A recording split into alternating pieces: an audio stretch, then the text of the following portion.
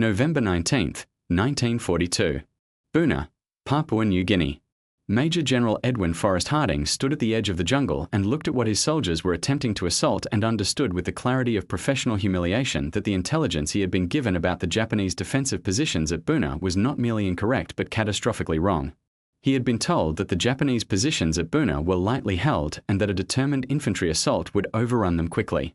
He had been given this intelligence by officers who had not adequately reconnoitred the position, who had mistaken the absence of obvious fortifications visible from the air for the absence of fortifications, who had not understood that the Japanese Army's defensive engineering doctrine had produced something in the jungles of Papua that was unlike anything American or Australian forces had encountered in the Pacific War to that point.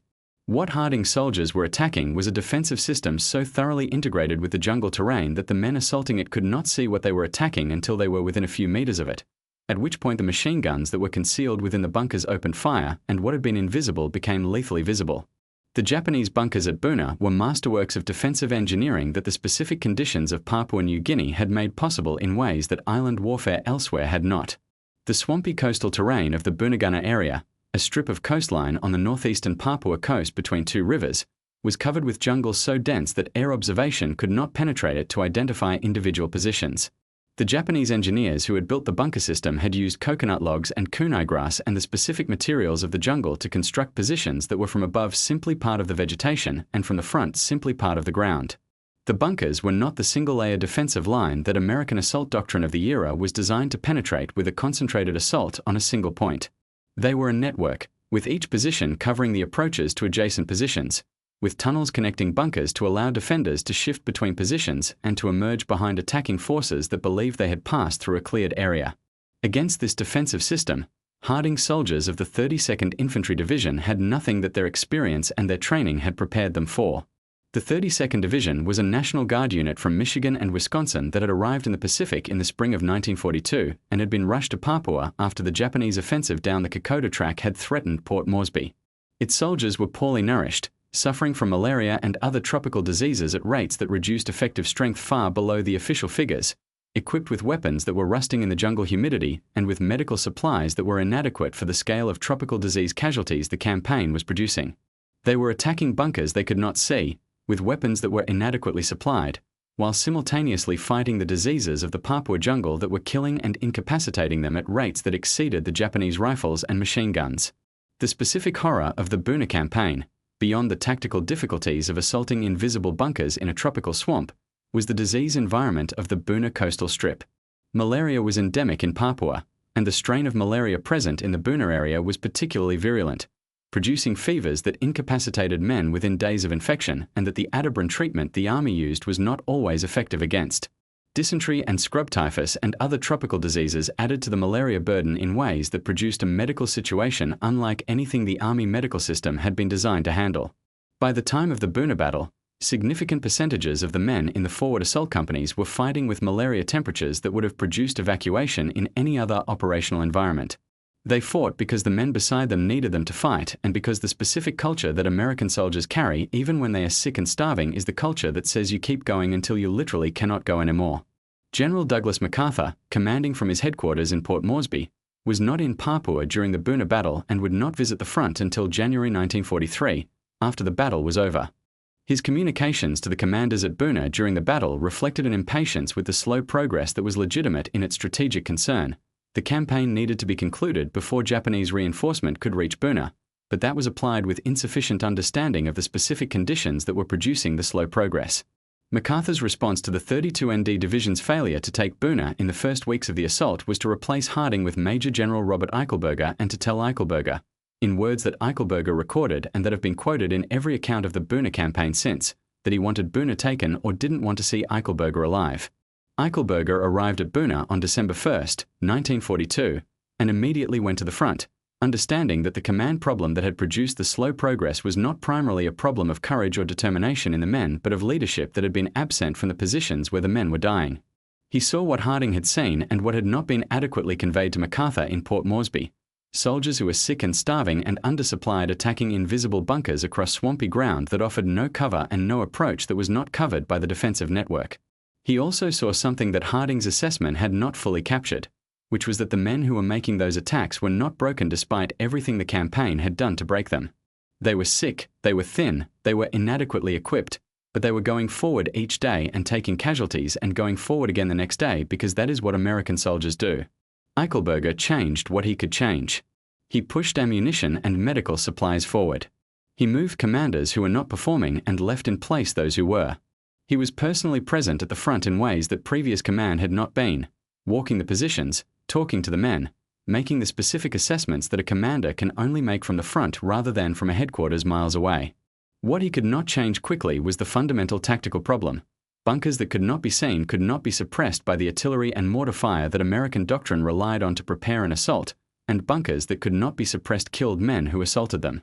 The solution that the Buna battle eventually produced, through painful trial and error that cost American and Australian lives in the development of it, was the close integration of infantry and the few tanks that were available.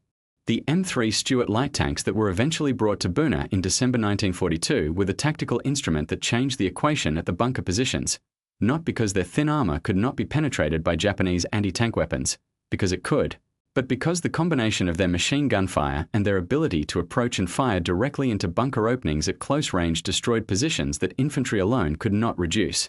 The Australians who had been fighting the Japanese on the Kokoda track since July 1942 had developed their own understanding of the jungle fighting and their own respect for the Japanese defensive positions, and the combined American-Australian operation at Buna and Gona reflected the specific contributions of two armies learning simultaneously how to fight a completely new kind of war. Sergeant Herman Bottcher, a German-born American soldier who had fought in the Spanish Civil War before the Second World War and who had come to Papua as an enlisted soldier before being given a battlefield commission, conducted one of the most remarkable individual actions of the Buna campaign when he led a small force that cut through the Japanese perimeter and established a position on the beach between the Buna village and Buna mission strongpoints, effectively splitting the Japanese defensive line. Bottcher held that beachhead position for weeks with a handful of men, under attack from both flanks, receiving reinforcement and supply from boats that made dangerous night runs along the coast. His action was one of the factors that contributed to the eventual reduction of the Buna position, and he received the Distinguished Service Cross for it. The Japanese garrison at Buna, approximately 5,000 soldiers at the beginning of the campaign, defended with the determination of men who had been ordered to hold to the last and who intended to do so. Japanese defensive doctrine of the era specified resistance to the end, and the Buna garrison executed that doctrine with a fidelity that produced a nearly total elimination of the defending force. When Buna mission fell on January 2, 1943, and the campaign was officially concluded in late January with the fall of Sanananda, the total Japanese casualties in the Buna-Gona-Sanananda campaign were approximately 12,000 killed. Approximately 350 Japanese soldiers were captured, most of them too sick to resist. American casualties were approximately 2,848 killed and wounded, with an additional 8,659 evacuated due to disease. The ratio of disease casualties to combat casualties, approximately 3-to-1, was the most extreme of any American campaign in the Pacific War and reflected the specific hell of fighting in the Papua swamps in the conditions that the late 1942 campaign had produced. The Buna campaign is not well remembered in the United States in part because it was fought simultaneously with Guadalcanal, which received far more press coverage and far more public attention, and in part because its outcome, a victory, came after a struggle that was more difficult and more costly than the official accounts of the time suggested. General Eichelberger, who received the Distinguished Service Cross for the Buna campaign and who later commanded the 8th Army through the liberation of the Philippines, wrote about the campaign in his memoirs with the honest assessment of a soldier who had been there. Buna was not a battle that anyone who was not there can fully imagine, Eichelberger wrote. It was men who were sick fighting bunkers they could not see, in swamps where the ground itself was the enemy as much as the Japanese were. The men who won that battle were not the heroes of the training field or the heroes of the newsreel. They were men who kept going when going was the hardest thing any soldier has ever been asked to do, in conditions that were designed to stop them. He was right. The men who won at Buna were not winning the kind of battle that military training describes or that military histories celebrate with ease. They were winning the specific battle that the Papua jungle and the Japanese defensive system and the tropical diseases of the Buna coastal strip had designed to destroy them. They kept going. They took Buna. The bunkers that had been invisible became visible as the Japanese who had defended them died or were driven out. The swamps that had been impassable were crossed. The diseases that had been incapacitating men at rates higher than combat could not stop men who refused to stop. They took Buna. It cost them everything it cost them to take it. But they took it. That is the Buna campaign. That is what the men of the 32nd Infantry Division and the Australian forces who fought alongside them did in the swamps of Papua New Guinea in the last months of 1942 and the first month of 1943. They took a position that was designed to be impregnable, in conditions that were designed to be unsurvivable, when they were sick and starving and undersupplied. They kept going. That was enough.